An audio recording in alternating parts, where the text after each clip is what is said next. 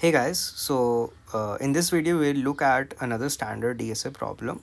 So basically the problem is you are given a sorted array and you have to determine if there is a pair in the array with sum equal to x. So the pair should be distinct, right? Okay, it should not be that you're choosing same element twice. So basically let's just understand the problem better with the help of an example.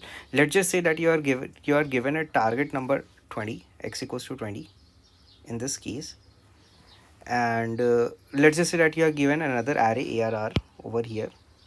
Now you have to determine if there are two elements in this arr, two distinct elements arr in this arr with sum equals to 20. So in this case the answer, one of the pairs will be 3 comma 17. So that is I equals to 1 and j equals to 0 1 2 3 4 5 5. So basically these will be two pairs. You have to determine if there exists such a pair or not. So basically you guys may pause this video for next 5 minutes and then you can continue with the solution.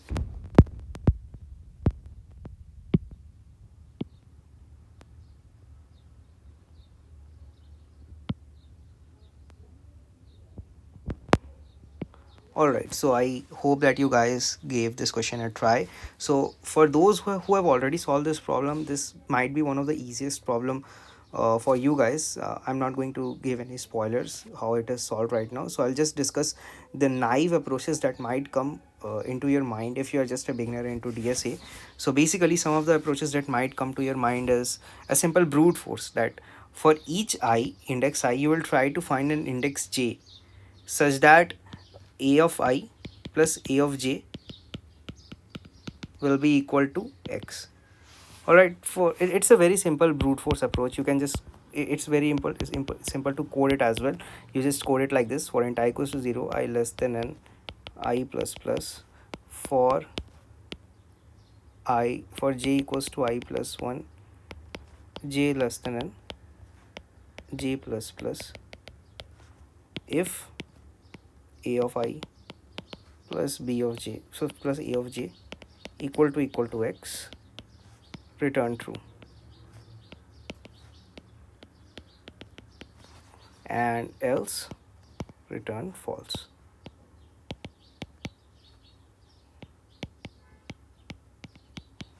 So basically this is a very simple approach to solve this problem, and yes, this works. It's not like it doesn't work. It's just that the time complexity for this is very high. The time complexity for this approach is O of n square, since you're running a nested loop. And if you look at it from that point of view, for I equals to 0, n minus 1 iterations will be run in total. For I equals to z, in for if n minus 2 iterations will be run into total, and so on. In the end, for I equals to n minus 2, one iteration will be run in total. All right, so basically the total number of comparisons, the total number of iterations that is happening in here is the summation of all of these. So that is equal to n into n minus 1 by 2. And if you look at the order in time, in terms of time complexity, it's O of n square. It's very easy to understand that. All right, so now how do I solve this efficiently? So let's just delete this all over here. I want to solve this problem efficiently.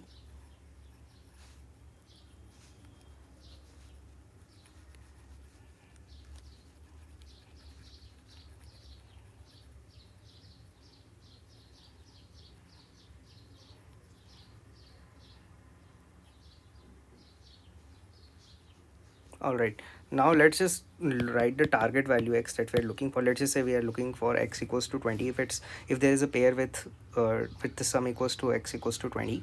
Now for some of you who were one step ahead and who found a better solution, you might would have thought to hash this entire array, right? It's a very simple idea to have. You might say that I will hash this entire array up into a let's just say I created an ordered map in terms of C++ or a hash map. So if I hash this another array, the time complexity to hash this array will be O of n. All right, and then what I will do is I will iterate through the entire array. For each index I will try to look for the value x minus arr I in the hash map. All right, So basically this is what I will try to do if I try to implement a hash map solution. And the time complexity for this will be O of n itself. I'm not going to get into the implementation details of this approach. The time complexity for this will be O of n, and the space complexity will also be O of n. So basically now there are two problems with the hash map approach. Problem number one is the space complexity. The thing is, you can improve the space complexity. It is possible to solve this problem in O of constant extra space. That is problem number one. And problem number two, uh, if we know that an ordered map takes O of constant time in insertion and deletion of an element, but even or even accessing the element is O of constant, takes O of constant time.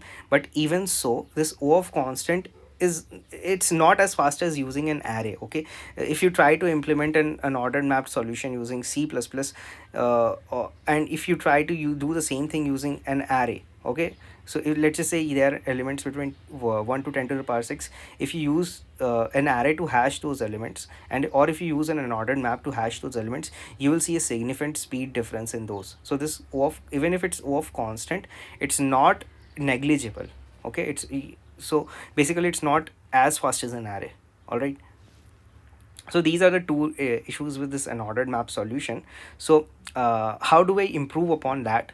So this is the actual solution that we are looking for, or what an interviewer will look for in the interview.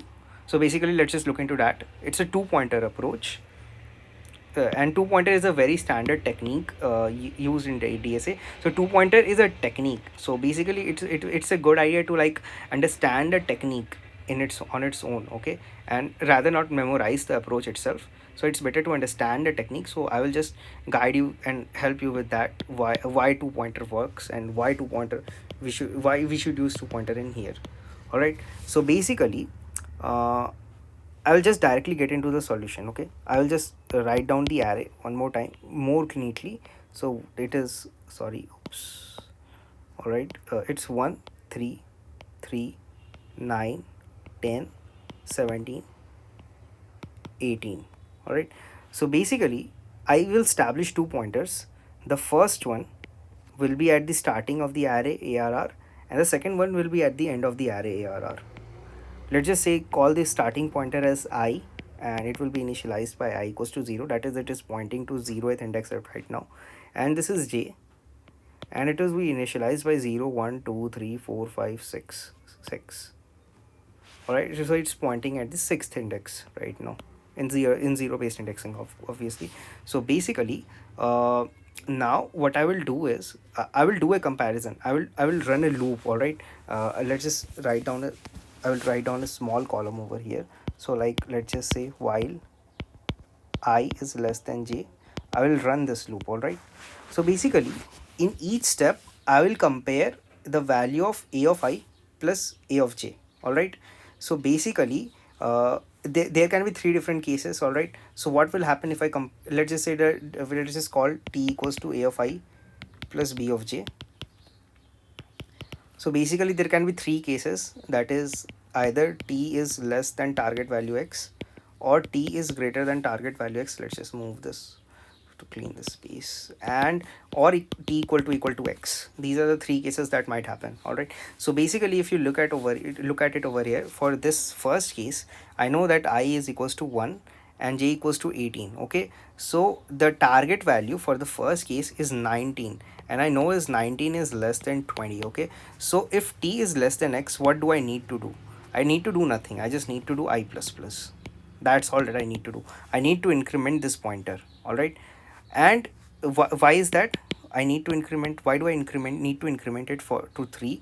Because for any value of I equals to 0, for any value of, for I equals to 0, you will not find any value of j such that a of I plus b of j can be equal to x.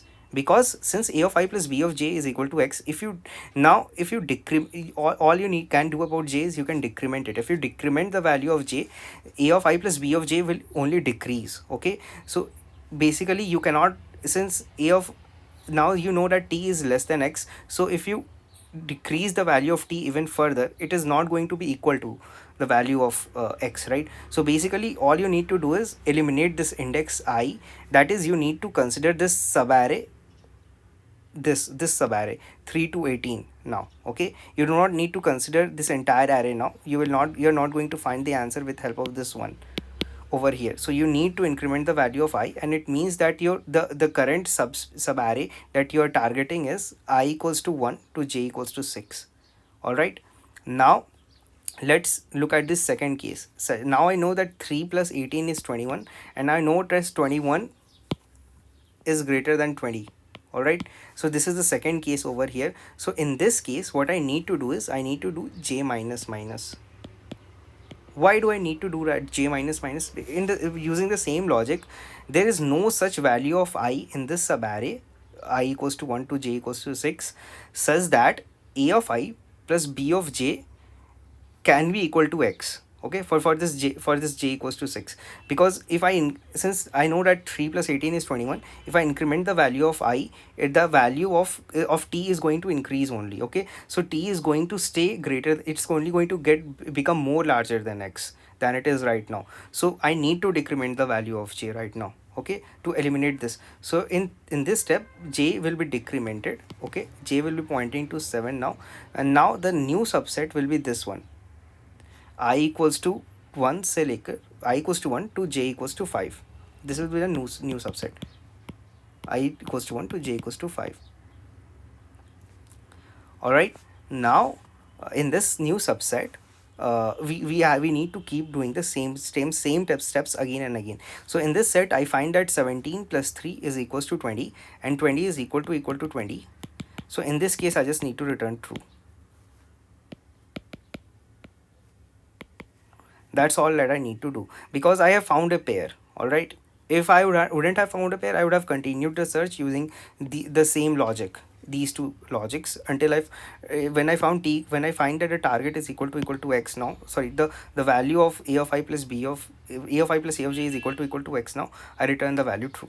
So how do I code this down? It's very simple. I just need to code these three if like an if else. Okay, in an if else manner, such that if a of I plus b of j is less than x, I need to do I plus plus, else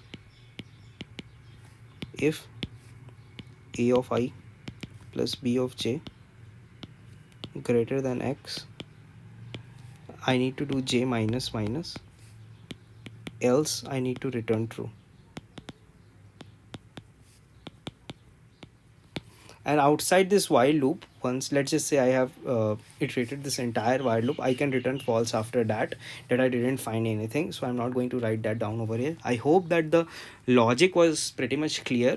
So basically, just for better understanding, I'm going to give so before getting into other questions, let's just discuss about the time complexity of this approach and what is the space complexity for this approach. Okay, so basically, let me just make some space for that.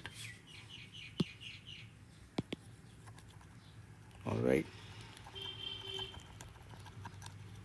this much space should be enough for that, for discussing the time complexity. All right, this should do. Okay, so the time complexity for this is O of n. Why is that? Because if you notice, we increment the value of I at most n times, we decrement the value of j at most n times. Okay, so basically the total, and at each step I either increment the value of I or decrement the value of j until or unless I find the match that we are looking for, that is a of I plus b plus a of j is equal to x. So basically we do this at most O of n times, the increment and decrement operations. All right, so basically that is the reason behind this time complexity. And what other things, there are other problems that might help you kind of like understand two pointers better. So I'm just going to write down a few problems in here. So I'm going to suggest a few problems. All of them are very standard as well, just like this one. And for most of them you can find the solution on Geeks for Geeks as well, or Lead Code. These are standard interview problems. So basically, let us make some space for new problems.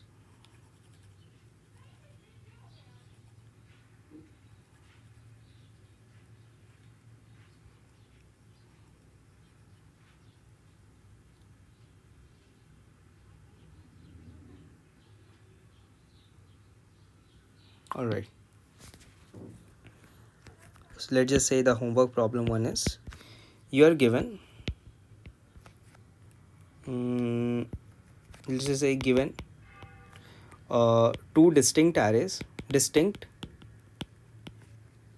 sorted arrays.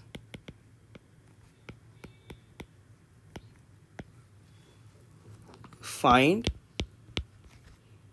all the pairs I comma j such that I belongs to array A and j belongs to array B, and a of I plus b of j is equal to x. You have to find all such pairs I and j.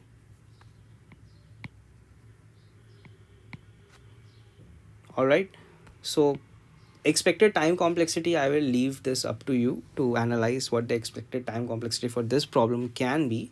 Well, in worst case it can be, since I'm asking you for all the pairs, it can be n into m. I will actually just give this hint to you. The expected time complexity can be n into m, where n is the number of elements in the first array and m is the number of elements in the second array. Now there's another variation of the same problem.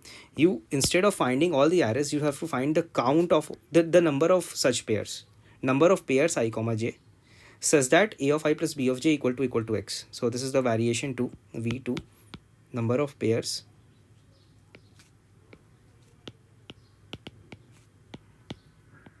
comma j such that a of I plus b of j equal to x. Now I'm going to leave the time complexity analysis for this this variation to you guys. Now one more problem that that I will leave that I'll like you guys to solve will be,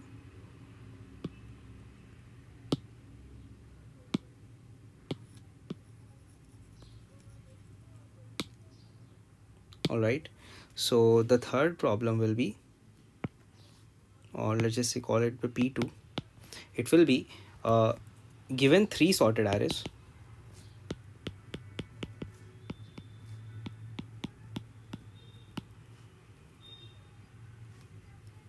find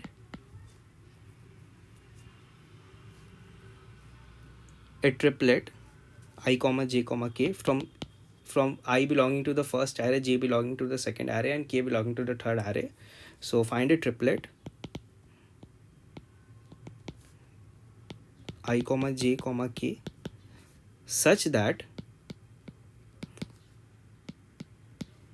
a of I plus b of j, one second, I'll just clean this one up. All right, such that a of I plus b of j plus c of k is equal to x. All right, so these are the three problems that will help you have a better grasp on two pointers. So that's all for this video, guys. I hope to see you in the next video.